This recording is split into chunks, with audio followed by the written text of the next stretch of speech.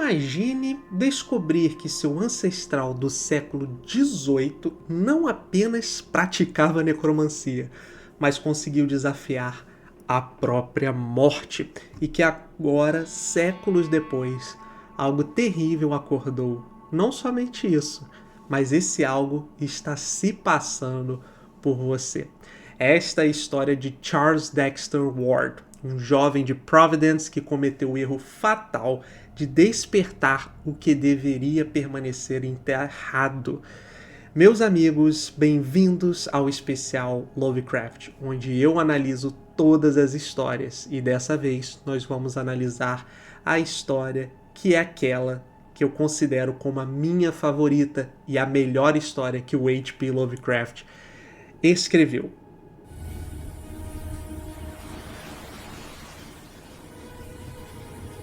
Olá, seja bem-vindo, seja bem-vinda ao meu canal. Caso você não me conheça, meu nome é Ryan Chamun, eu sou escritor e também divulgo e faço vídeos relacionados à literatura e a conteúdos que eu amo, de autores que eu adoro.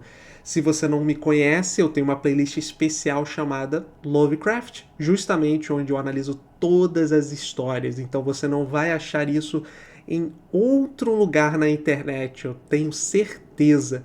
Aqui você vai ver desde resumos detalhados, impressões, resenhas, então não se esqueça de se inscrever antes da gente começar. Mas, sem mais delongas, vocês estão aqui para ver o que é essa narrativa de Charles Dexter Ward, o que tem de tão especial nessa história. Para isso, você vai ter que ficar até o final. Mas, sem mais delongas, vamos lá. O que acontece? O que torna essa narrativa tão boa? Primeiro de tudo, vamos levar em consideração, como eu faço em todos os vídeos, justamente o ano em que ela foi publicada. Eu tenho uma edição aqui, como vocês podem ver, essa edição é da editora Pandorga, tá? Foi na primeira edição que eu li, porém, esse selo Cronos de terror dele, porém, a primeira, como eu posso dizer, a primeira impressão que eu tive dele, na verdade não foi boa, justamente pelo tamanho, galera. Essa foi uma das maiores histórias que o H.P. Lovecraft escreveu, também considerado um romance. Isso mesmo, se você acha que o H.P. Lovecraft escrevia somente contos, grande parte do trabalho dele é, de fato, contos que ele escrevia para publicar nas revistas, né? Nas revistas pulp, também conhecida como Weird Tales, né? Uma das mais famosas. Mas esse aqui, infelizmente, não foi publicado em vida, o autor estava desenvolvendo. Ela começa a ser escrita no comecinho ali de deixa eu dar uma olhada aqui, 1927, porém ela só é publicada póstumamente, lá para 1940, tá bom, pessoal? Então já tinha passado aquela era de diamante, por assim dizer, onde vários autores, incluindo o próprio H.P. Lovecraft, tinham feito o seu nome, tá? Então o autor já era conhecido e aqui a gente tem uma história muito mais estruturada. Mas o que torna ela tão interessante, o que torna ela tão boa?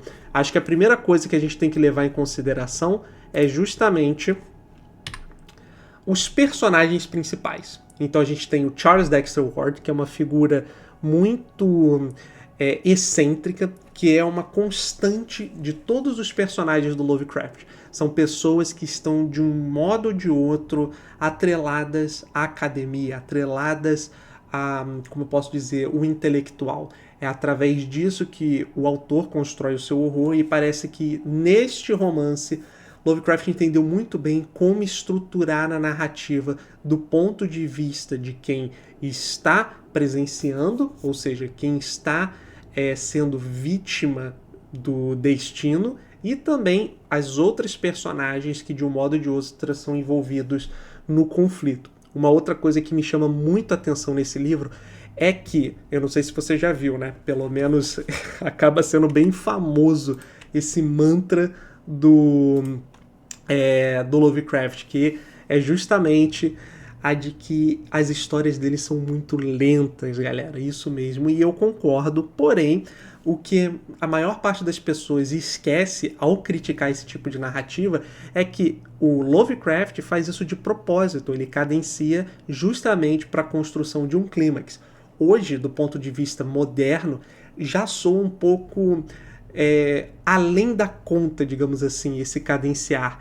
Mas, à época, isso era um tanto quanto charmoso, atraente. Não é à toa que essas histórias, entre aspas, lentas, inclusive eram aceitas para revistas, em que supostamente histórias curtas eram o foco. Então, aqui a gente tem uma combinação, porque além de ter uma história muito longa, a gente tem uma história recheada de conflito e ações. Todos os personagens envolvidos, de um modo ou de outro, sejam eles os protagonistas e os antagonistas, eles enfrentam os horrores de uma maneira muito ativa. Então o que é interessante é que desde o começo da narrativa a gente já é colocado nos pés da experiência Lovecraftiana. Então esses são os personagens principais. Em 1928, Charles Dexter Ward de Providence é obcecado pelo misterioso Joseph Curwen, que é seu ancestral. Ele pratica ritos ocultos no século XVIII, isso mesmo. Mas como é que começa a história de fato? Vamos lá. Para entender essa maldição de Charles Ward, a gente precisa voltar mais de 2 séculos, justamente quando um homem de origem misteriosa chegou a Salem. Esse homem é justamente o ancestral dele, Joseph Curwen, que aparece pela primeira vez em Salem em 1692. Então, caso vocês não saibam, um paralelo, né? Salem foi onde também ocorreu. Isso não é só do ponto de vista ficcional, isso também é do ponto de vista real. Salem é onde ocorreu uma das maiores caças às bruxas, galera, isso mesmo. Pessoas que eram perseguidas pela igreja justamente por praticar feitiçaria. Então esse é Joseph Curwen. Então essa primeira parte diz respeito, né? Primeiro, obviamente, o personagem ele vai redescobrindo aquela coisa que a gente acompanha bem do H.P. Lovecraft, que a gente vê o personagem pegando documentos e tentando captar informações. Então essa história vai sendo remontada. Então, existe a chegada, de novo, de Joseph Curwen em Salem, o ano dos infames julgamentos das bruxas, e um detalhe perturbador é que ele parece ter cerca de 30 anos na época. Ele é descrito como alto, de aparência distinta, com olhos peculiarmente penetrantes. Apresenta-se como comerciante e alquimista, demonstrando conhecimentos vastos e inquietantes. Bom, em 1693, Curwen se estabelece em Providence, Rhode Island. Se você não sabe onde que fica Providence, basicamente Providence é justamente o lugar onde o H.P. Lovecraft morava e um local pelo qual ele era apaixonado até os seus últimos dias, então faz sentido que ele centre a história no local em que ele conhece. Ele acaba comprando propriedades, construindo uma casa na cidade e adquirindo uma fazenda em Portouche, eu acho que é assim que pronuncia, pelo menos, nas colinas ao norte. Rapidamente ele prospera nos negócios marítimos. Os seus navios viajam para portos exóticos como África Ocidental, Índias Orientais e lugares dos quais retornam com carregamentos estranhos que são levados discretamente para sua fazenda. Curwen acaba casando-se, né? Porque o que acontece? Ele percebe que as pessoas, né, em sua maioria, principalmente nos Estados Unidos pós-caça às bruxas, ainda que a gente tenha essa coisa da abertura dos portos, da tentativa de comercialização ao máximo, Estados Unidos ainda é muito fechado. Então, para a maior parte da população conservadora, atividades como essa eram vistas como, desonrosas, por assim dizer. E aí ele acaba, né, para tentar se aproximar um pouco da população, ele acaba participando de projetos sociais e casa-se com a Eliza Tillinghast, de uma família respeitável de Providence. Eles acabam tendo uma filha, Anne, e externamente é um cidadão próspero e respeitado, mas os rumores sinistros começam a circular. Então vamos lá, o que é esse rumor? E é aqui que o conto, na verdade romance, fica tão interessante. Por que esses rumores começam a circular? Bom, se ele veio de Salem, é óbvio que o Lovecraft não escolheria isso à toa, né, galera? Justamente ele praticava necromancia. Para quem não sabe, necromancia é a arte da feitiçaria ao lidar com os mortos, as práticas proibidas de Curwen. Bom, ao longo da narrativa, que é epistolar, ou seja, ela é tida através de documentos e cartas, muito do Lovecraft deixa, enquanto autor, né, deixa a gente especular. Mas é claro que ele dá pistas que são quase que certezas, digamos assim. É mais uma brincadeira do narrador, né, no caso, que é, de certa forma, o Lovecraft encarnado na persona de outros personagens, né? Mas, no geral, o que a gente tem desses relatos sinistros? Vamos lá. As pessoas notam algo profundamente perturbador, que é o fato, né, primeiro, isso é mais evidente, de que Curwen não envelhece. Década após década, enquanto seus contemporâneos ficam grisalhos e enrugados, esse cara aqui, meu amigo, parece congelado no tempo. Sempre aquele homem de 30 e poucos anos. Então, da fazenda em Pau Touché vem os relatos ainda mais inquietantes. Os vizinhos falam de luzes estranhas à noite, não brilho normal de lanternas, mas luminescências esverdeadas e pulsantes que dançam nas janelas. Há gritos, mas não exatamente humanos, e certamente conscientes e cheios de agonia. E o fedor, um cheiro nauseante de decomposição misturado com algo químico e antinatural, que às vezes se espalha pela vizinhança quando o vento sopra na direção errada. Curwen mantém correspondência extensa com figuras igualmente suspeitas.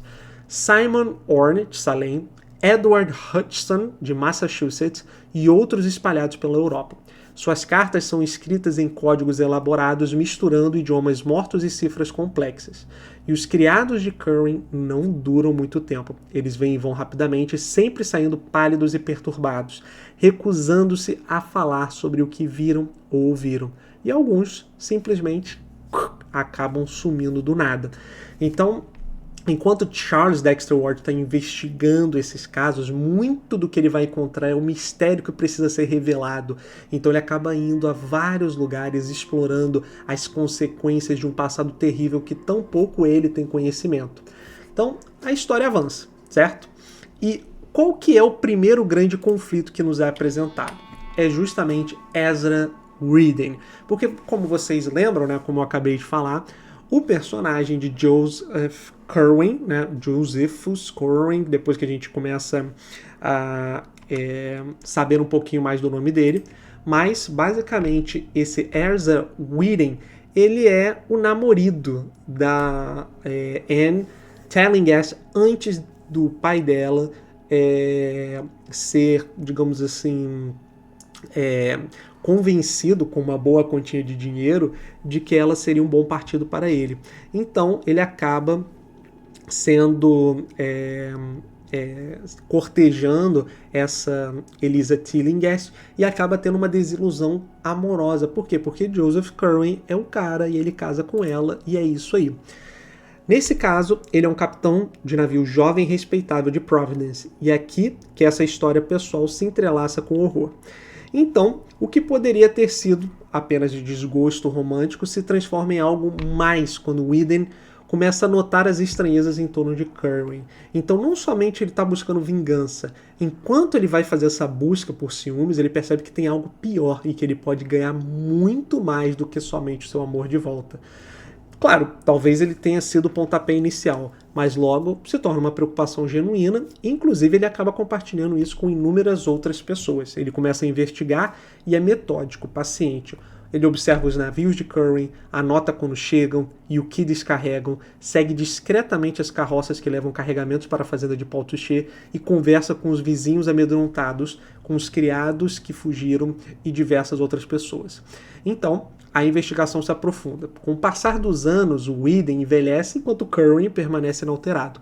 O capitão reúne evidências perturbadoras. Ele intercepta fragmentos de correspondências, inclusive algumas dessas correspondências são justamente para estes amigos de Joseph Curwen, suborna informantes e até mesmo se disfarça para observar a fazenda à noite. Whedon descobre que Curwen não está apenas praticando alquimia comum, ele está realizando rituais de necromancia. A fazenda de Pau Touché possui extensos porões e túneis subterrâneos onde Curwen conduz seus experimentos. Claro que isso fica revelado mais pra frente, e muito disso acaba sendo uma especulação, mas é uma especulação forte o suficiente para acabar chamando outras pessoas para essa empreitada. Ele acaba descobrindo, né, que essa fachada que o Joseph Curwen cria, na verdade, serve muito mais para ele mesmo conseguir manusear, digamos assim, os seus experimentos sem levantar suspeitas. Então, qual que seria o propósito? Um conhecimento, mas um conhecimento simplesmente inominável. E aqui a gente tem a conspiração final. Já que Ezra não consegue mais agir sozinho, ele contrata um amigo e depois ele acaba contatando outras pessoas, galera. E aí vem a maior treta principal, a treta que a gente chama aqui de a conspiração. O que acontece? Por volta de 1765, ele acaba aproximando-se discretamente de outros cidadãos respeitáveis de Providence que compartilham suas suspeitas. Magistrados, comerciantes, até mesmo alguns clérigos. Entre eles estão John Merritt, um advogado, Moses Brown, um comerciante quacre e vários outros homens de posição. Eles formam uma conspiração silenciosa e não podem agir abertamente, porque Curwen é poderoso, rico e tecnicamente não violou nenhuma lei explícita. Além disso,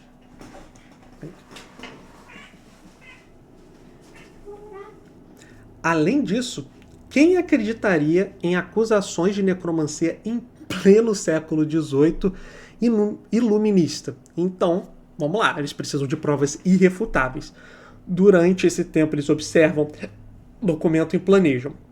Whedon se torna obcecado. Sua vida inteira gira em torno de expor e destruir Curwen. O amor por Elisa, que agora é mãe de Anne Curwen, se transforma em necessidade de salvá-la daquele monstro. Finalmente, na primavera de 1771, eles decidem agir. O que eles estão prestes a descobrir, no entanto, será tão terrível que precisará ser apagado da história. Então vamos lá para o próximo capítulo, para a próxima etapa. A invasão. Na noite de 12 para 13 de abril de 1771, a conspiração se mobiliza. É uma operação cuidadosamente planejada. Um grupo de cerca de 10 homens, na verdade 10 só de uma parte, porque muitos mais participaram, armados com pistolas, espadas, achotes, significativamente tudo que seja da capacidade para protegê-los, acaba descobrindo que eles podem digamos assim, pegar Whedon de surpresa. Então eles resolvem dar um ultimato, ou seja, decidem pegar o Curwen de surpresa e falar assim, ó, ou você revela o que você está fazendo aqui, e se não for nada demais, justamente a gente vai te liberar, ou se tiver alguma coisa aqui, para você. Então, aí há o anticlímax. Curwen não é surpreendido quando eles estão fazendo uma invasão preparada, e acreditem, ela é bem preparada do ponto de vista militar. Há uma breve confusão, alguns gritos e simplesmente o caos. Os conspiradores, com suas armas prontas para a batalha, encontram justamente um homem que fica emputecido. Mas é claro que o Lovecraft, com a sua sagacidade literária, sempre apresenta o horror de uma maneira em que você fica especulando o que poderia ter sido. Nenhuma exclamação direta com relação a nomear criaturas, nem nada a gente pode ver. Na verdade, isso chega a aparecer em algumas cartas, mas é muito sutil. O que a gente vê, na verdade, são um trabalho, né, o que a gente chama de sinestesia, uma descrição de vários sentimentos, vários sentidos ao mesmo tempo, como cheiro, luzes no céu, e até mesmo uma maneira como a casa é construída, né, construída uma torre, há diversas pessoas de etnia, de raça, que a gente sabe que parte disso é do próprio narrador, né, do próprio personagem, mas também parte disso vem do Lovecraft, né? Muitos dos seus vilões eles são de etnias diferentes justamente pelo cunho racista, né? Pela característica do seu autor também ser racista, mas aqui nesse caso, além disso, há também o horror cósmico à espreita. Não há nenhuma explosão de energia mística, não há invocação no sentido mais literal da coisa, apenas uma insinuação. Curwen é morto rapidamente. Mas o principal aqui é justamente que eles têm uma descoberta terrível. Os laboratórios subterrâneos, eles descobrem a verdadeira essência, a verdadeira natureza do que o Joseph Curwen estava tentando fazer ali. E mesmo com um cara morto, inclusive há supostas, como posso dizer, instruções com alguns sais e poções para, sim, fazê-lo voltar à vida. E o que os caras decidem, pessoal? Eles decidem justamente acabar com isso. Fala assim, pessoal, isso aqui é simplesmente terrível. Eles precisam fazer algo, que é, tudo deve ser destruído e silenciado. Eles queimam os documentos, exceto alguns que guardam como garantia e que justamente vão ser a âncora para o Charles Dexter Ward procurar depois essas pistas, enterram Curran em um local não marcado e selam os túneis. Mas há um problema crucial. Eles acabam não encontrando todos os sais. Alguns foram escondidos ou removidos antes da invasão. E Simon Orne, supostamente que participou ali de tudo, escapou possivelmente com conhecimento e material suficiente para continuar o trabalho. Mas é claro que a gente vai, como Lovecraft gosta muito de arrastar personagens que têm cunho intelectual pro abismo, né? O famoso o conhecimento vai te fascinar e te matar ao mesmo tempo. Não demora para que o Charles Dexter Ward sofra essa consequência, essa, como eu posso dizer, contenda, ou melhor dizendo, essa missão.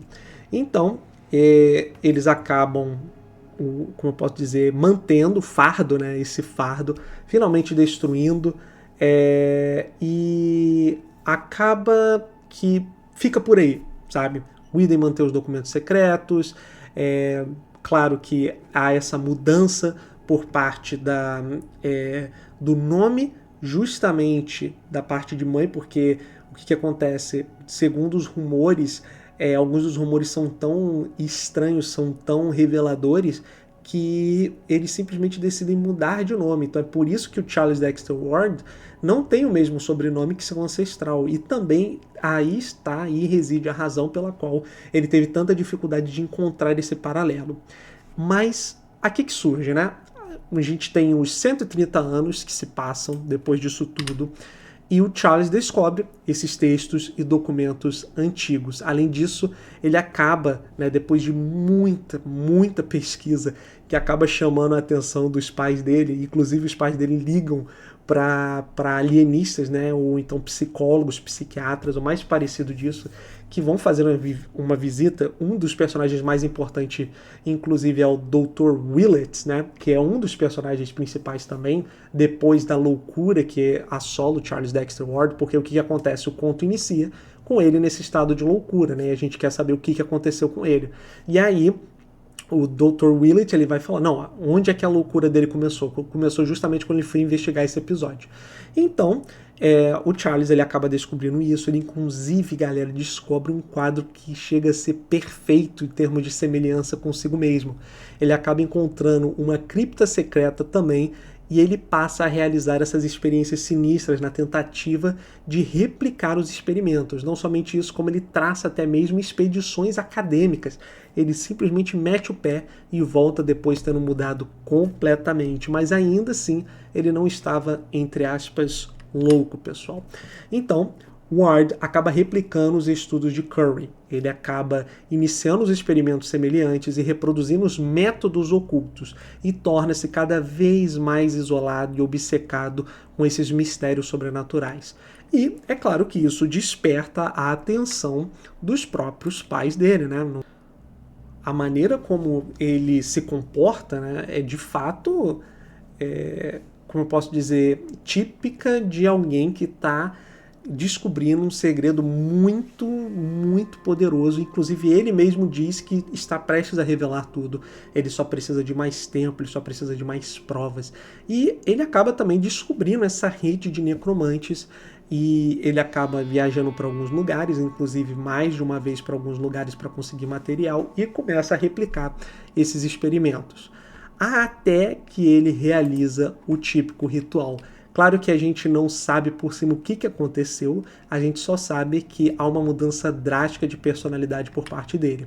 Então, a partir dessas redes de comunicação, das cifras com as quais eles se comunicavam e da maneira como o Dr. Willett depois vai estudar mais um pouco do caso, né? Porque o que acontece?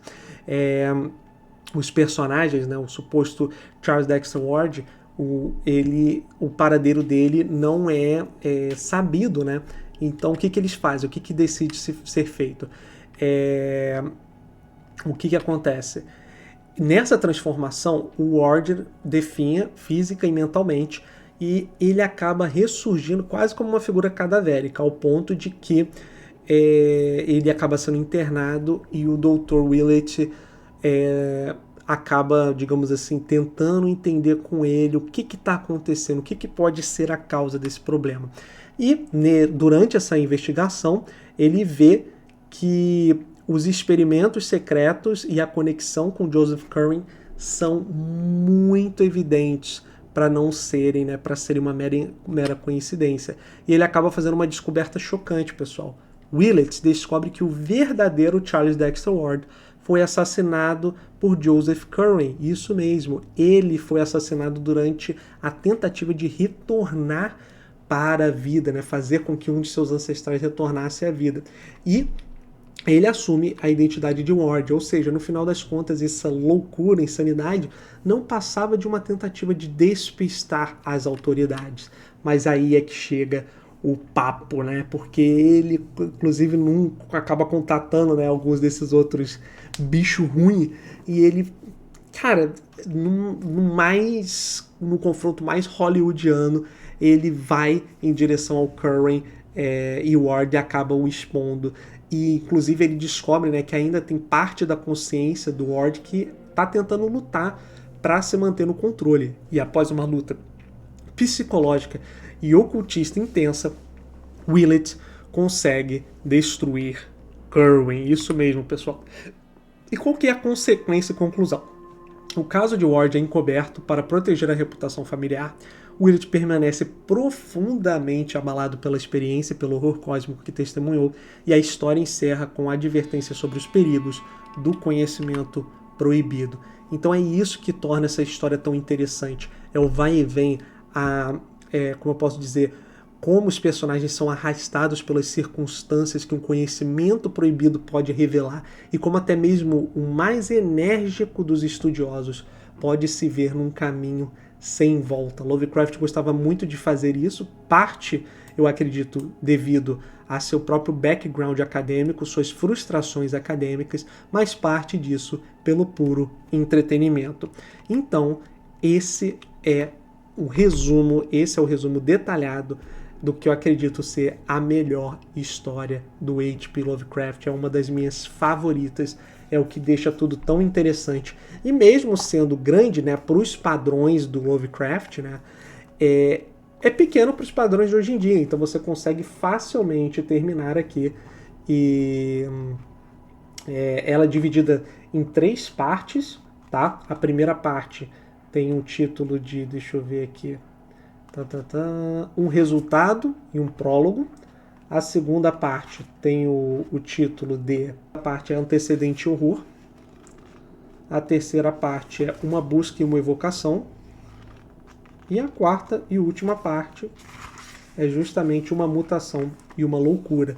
Ou seja, bem gostoso de ler, incrivelmente bem descrito, os mistérios, as referências. Se você gosta de histórias de horror, de histórias de investigação, essa história aqui é um prato cheio. Mas é isso, eu vou ficando por aqui, espero que vocês tenham gostado. Lembrando, se você é fã de H.P. Lovecraft, não se esqueça de se inscrever no meu canal, porque, galera, eu sou o único, eu pelo menos acredito, né? Sou o único no Brasil que vai ler e analisar todas as histórias que o H.P. Lovecraft escreveu, todo o material de ficção dele. E já estamos com muito caminho andado, estamos chegando na reta final, onde tem as melhores narrativas desse autor. Por isso eu conto com o apoio de vocês, deixe o seu like, deixe a sua inscrição e comentem qual história você quer ver na próxima série, no próximo episódio que a gente fizer, no próximo especial. É isso, vou ficando por aqui e até mais. Tchau, tchau.